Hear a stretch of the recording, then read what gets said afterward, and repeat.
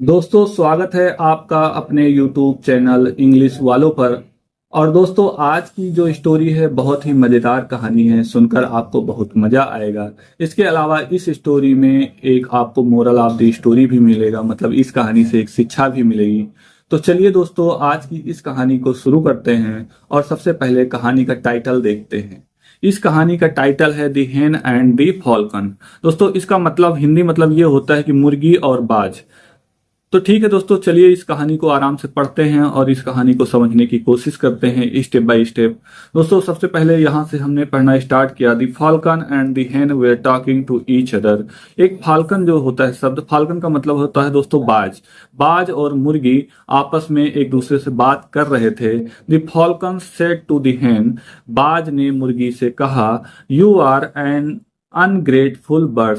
You are an तुम हो एक, अनग्रेटफुल का मतलब होता है दोस्तों एहसान फरामोश या फिर एहसानमंद नहीं। मतलब ऐसी चिड़िया जो एहसानमंद नहीं हो उसके बारे में वह कहता है यू आर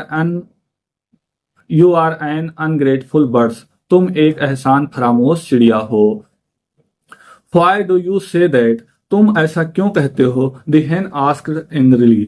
जो hen थी, मुर्गी थी, उसने गुस्से में पूछा कि तुम ऐसा क्यों कहते हो? The falcon replied. बाज ने जवाब दिया या बाज ने उत्तर दिया, योर मास्टर फीड यू, तुम्हारा मालिक जो होता है तुम्हें भोजन देता है, but you fly from one corner to another, लेकिन फिर भी तुम एक कोने से दूसरे कोने तक उड़ते रहते हो। If they come to catch you, यदि वह तुम्हें पकड़ने आता है। कहने का मतलब यह है दोस्तों कि जो मास्टर होता है जब उसे पकड़ने आता है तो वो एक कॉर्नर से दूसरे कॉर्नर पर वो भागने लगती है या उड़ने लगती है, तो इसकी वजह से वो कहता है कि तुम एक एहसान फरामोश चिड़िया हो, क्योंकि वो तुम्हें भोजन भी खिलाता है उसके बाद भी तुम उसके पास नहीं जाते हो। आगे लिखा हुआ है दोस्तों, यू आर अनग्रेटफुल, इसलिए तुम महान नहीं हो या फिर एहसान फरामोश हो। ठीक है, I am a wild bird, मैं एक जंगली चिड़िया हूं। एट फिर भी, आई ऑलवेज प्लीज, मैं हमेशा खुश रखता हूं, दोज उनको, who are kind to me, जो हमारे प्रति दयालु होते हैं, जो हमारे प्रति दयालु होते हैं मैं उन्हें हमेशा खुश रखता हूं।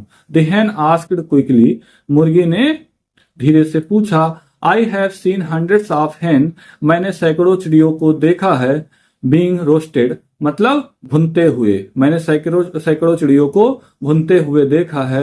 If you were in my place, यदि तुम मेरी जगह पर होते, you would never go near your master, तुम कभी भी अपने मालिक के पास नहीं जाते। यदि तुम मेरी जगह पर होते तो कभी भी अपने मालिक के पास नहीं जाते। व्हाइल यद्यप, I only fly from corner to corner, मैं केवल एक कोने से दूसरे कोने तक उड़ता हूँ। You would fly from hill to hill, तुम उड़ा करते एक पहाड़ी से दूसरी पहाड़ी तक। तो दोस्तों जो चिड़िया दोस्तों जो मुर्गी होती है वो कहती है मैं केवल एक कॉर्नर से दूसरे कॉर्नर तक उड़ती हूँ, यद्यपि यदि तुम हमारी जगह पर होते तो एक पहाड़ी से दूसरी पहाड़ी तक उड़ा करते।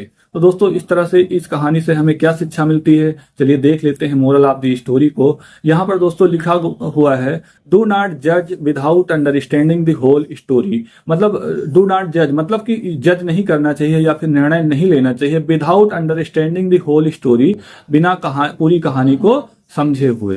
दोस्तों इसका मतलब इस तरह से भी हो सकता है कि पूरी कहानी समझे बिना निर्णय ना लें। दोस्तों आज की कहानी से हमें ये शिक्षा मिलती है। दोस्तों इस कहानी में बस इतना ही, मिलते हैं एक नई कहानी के साथ अगले दिन। तब तक के लिए कीप वॉचिंग, कीप लर्निंग।